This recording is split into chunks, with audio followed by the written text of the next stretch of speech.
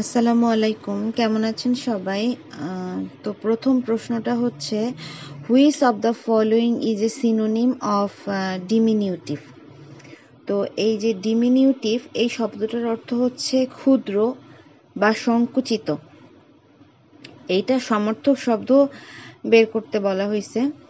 তো প্রথম শব্দটা হচ্ছে পিটিট। হ্যাঁ, পিটিট শব্দটার অর্থ হচ্ছে ক্ষুদ্রকায়। তারপরে হচ্ছে লার্জ, এটা অর্থ তো বড়। তারপরে হচ্ছে পিগমি, পিগমি শব্দের অর্থ হচ্ছে শূকর। আর শর্ট শব্দের অর্থ ছোট।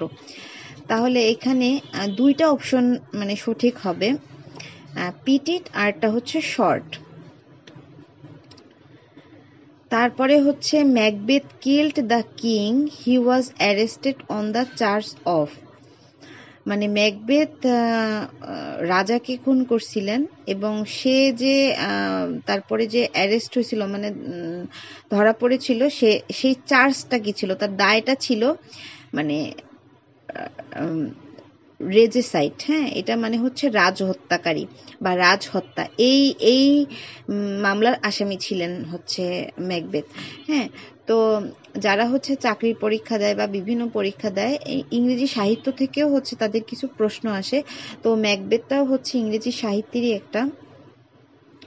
তো এইখানে ম্যাকবেথের যে কাহিনীটা হয়েছিল, যে ম্যাকবেথ হচ্ছে তিনটা ডাইনির কাছ থেকে যে মানে ভবিষ্যৎবাণী শুনছিল যে তিনি হচ্ছে স্কটল্যান্ডের রাজা হবেন। হ্যাঁ, এবং ম্যাকবেথের যে স্ত্রী ছিল লেডি ম্যাকবেথ, হ্যাঁ, তার প্ররোচনায় সে হচ্ছে রাজা ডানকানকে হত্যা করে। হ্যাঁ, কারণ সে হচ্ছে সিংহাসনে বসতে মানে চেয়েছিল।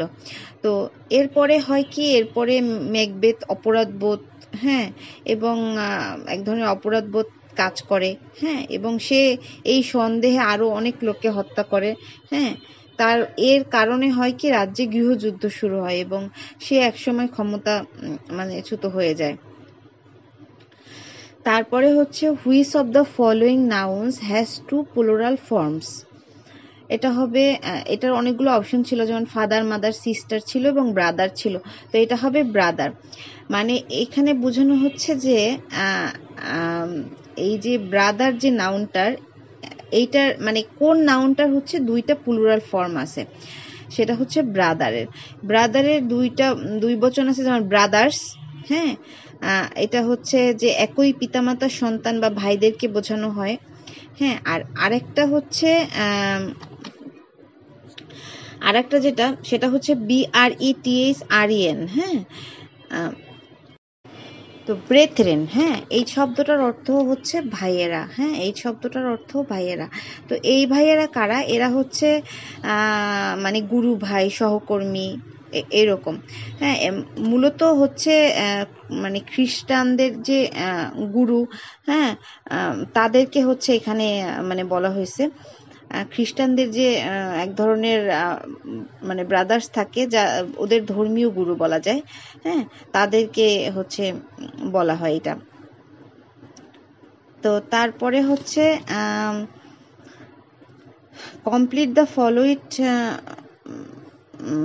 প্রোভার্ব। এটা হচ্ছে fools rush in where angels fear to to হচ্ছে ট্রেড শব্দটার অর্থ হচ্ছে পদধ্বনি। তো এখানে বোঝানো হয়েছে যে মানে এটা কমপ্লিট করতে বলছে। তো প্রথমে দেয়া ছিল ফুলস রাশ ইন হোয়ার, মানে হচ্ছে এই কথাটার মানে হচ্ছে যে অ্যাঞ্জেলস বাকিটুক আমরা কমপ্লিট করলাম, অ্যাঞ্জেল ফিয়ার টু ট্রেড। তো মানে হচ্ছে যেখানে বিচক্ষণ বা বুদ্ধিমান যে লোকেরা, তারা যেখানে সাবধানতা অবলম্বন করে বা ঝুঁকি নিতে ভয় পায়, সেখানে দেখা গেছে যারা মানে বোকা বা হচ্ছে বেপরোয়া ব্যক্তি, তারা কোনো কিছু না ভেবেই দ্রুত সেই জিনিসটার উপর ঝাঁপিয়ে পড়ে। হ্যাঁ, তো এখানে এটা বোঝানো হয়েছে যে কোনো অজানা বা জটিল পরিস্থিতি, হ্যাঁ, সেখানে যদি আপনি দ্রুত পদক্ষেপ নেন, সেখানে অনেক সমস্যা তৈরি হতে পারে। তার থেকে যদি চিন্তা করে কোনো একটা পদক্ষেপ নেওয়া হয়, সেটাই হচ্ছে বুদ্ধিমানের কাজ। তো আশা করছি সবার ভালো লেগেছে। সবাই ভালো থাকবেন। আল্লাহ হাফিজ।